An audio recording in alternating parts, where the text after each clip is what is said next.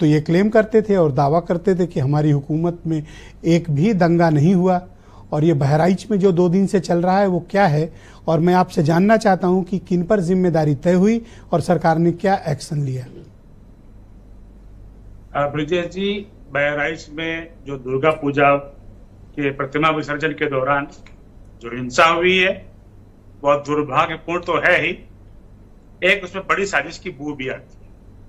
उत्तर प्रदेश एक शांतिप्रिय औद्योगिक राज्य बढ़ने की तरफ चल रहा था। एक भी दंगा हमने उत्तर प्रदेश के अंदर 7 साल में नहीं होने दिया। लेकिन क्या कारण है कि 4 जून के बाद 37 सीटें समाजवादी पार्टी के जीतने के बाद और 6 सीटें कांग्रेस के जीतने के बाद से कुछ लोगों के मन बढ़ गए। इसके पहले गणेश प्रतिमा, गणेश उत्सव पे भी पथराव किया गया और दुर्गा पूजा के प्रतिमाओं पे विसर्जन पे पथराव करने की हिम्मत की गई। राज्य सरकार ने 24 घंटे के अंदर परिस्थितियों पर काबू पा लिया है।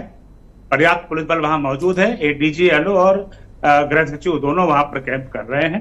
4 एसपी रैंक के अफसर और उनके साथ काफी बड़ी संख्या में पुलिस वहां पे मौजूद है। मुख्यमंत्री जी स्वयं स्थिति पर नजर रखे हुए हैं और एक एक पल की वो जानकारी ले रहे हैं।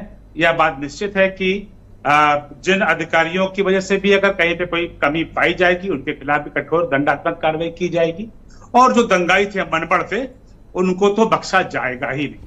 यहाँ पर आपको ब्रजेश जी एक बात और आप अभी देखिए, मुझे आपने जो बताया उसमें अभी तक ये नहीं बताया आपने कि एक्शन क्या लिया आपने। 35 से अधिक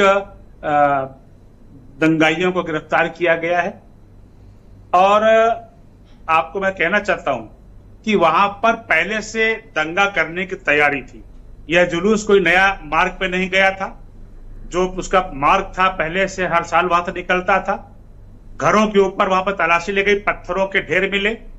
जिस घर से एक मस्जिद थी वहां पर जो है तो तमाम बोतलों के क्रेट मिले, तमाम बोतलें बरसाई गई, खाली सोडे की और कोल्ड ड्रिंक की बोतलें भीड़ पर बरसाई गई, पत्थर बरसाए गए, दुर्गा प्रतिमा को क्षतिग्रस्त किया गया और उसके बाद उन्होंने एक व्यक्ति की हत्या कर दी और हत्या भी बर्बर तरीके से करी है।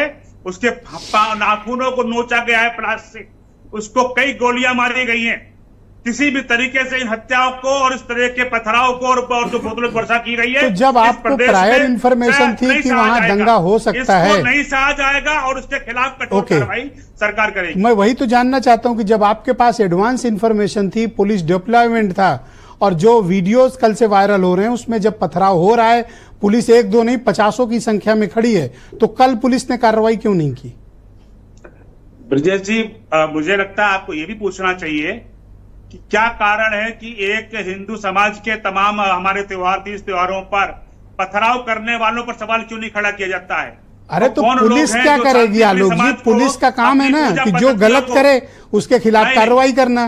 पुलिस ने कल एक्शन क्यों नहीं लिया? सामाजिक मुद्दा है, ये एक आपराधिक, it's law and order, completely law and order का मसला है। ये सामाजिक मुद्दा है। तो कार्रवाई क्यों नहीं की आपने? शुरू से गणेश प्रतिमाओं पर, दुर्गा विसर्जन पर पथराव करता आया है, हिंसा करता आया है। कांवड़ यात्राओं में पहले तो इसको प्रिवेंट कौन करेगा आलोक जी? इसको प्रिवेंट तो पुलिस करेगी ना। हाँ, तो निश्चित बात से पुलिस करेगी और पुलिस ने ही किया है। इसी पुलिस ने उत्तर प्रदेश के अंदर दंगा नहीं होने दिया था। अब इन मनबड़ों के ये जो लोकसभा का चुनाव हुआ है, 37 सीटें समाजवादी पार्टी को मिलने का मतलब है उन्होंने समझ लिया कि बीजेपी यहां से जा रही है, लेकिन बीजेपी जाएगी नहीं। इस तरह की तो मुझे बताइए, अच्छा बीजेपी नहीं जाएगी लेकिन डीएम, एसपी जाएंगे, डीआईजी, एडीजी, कमिश्नर जाएंगे या ये रहेंगे? देखिए, जांच चल रही है, हम किसी को छोड़ेंगे नहीं, लेकिन इस समय किसी को हटाया भी नहीं जाएगा क्योंकि पहले दंगाओं पे काबू करना है। वहां के जो परिक्षेत्र के लोगों को मालूम है जिनकी वजह से ये सब कुछ हुआ, फेल्योर हुआ, उन पर कोई कार्रवाई नहीं। ब्रजेश जी, सवाल दोहराइए। जिनकी वजह से, जिनकी शिथिलता, नाकामी से इतनी बड़ी घटना हुई, उनको आप कह रहे हैं हम हटाएंगे ही नहीं? देखिए ब्रजेश जी, आप अपने साथ मुझे मेरे पे मुंह मत डालिए। आपको योगी आदित्यनाथ जी की कार्य पद्धति मालूम है, आप लगातार उनको देखते आ रहे हैं, बहुत क्लोजली वॉच करते हैं। टेक एक्शन ना। योगी जी ने बड़े से बड़े अधिकारियों को छोड़ा नहीं। अगर गलत पा लिया है तो निश्चित रूप से इंतजार करिए। मैं फॉर्मर डीजीपी सुलखान सिंह साहब को आमंत्रित करता हूं इस परिचर्चा में। थैंक यू अवस्थी जी, शुक्रिया। मैं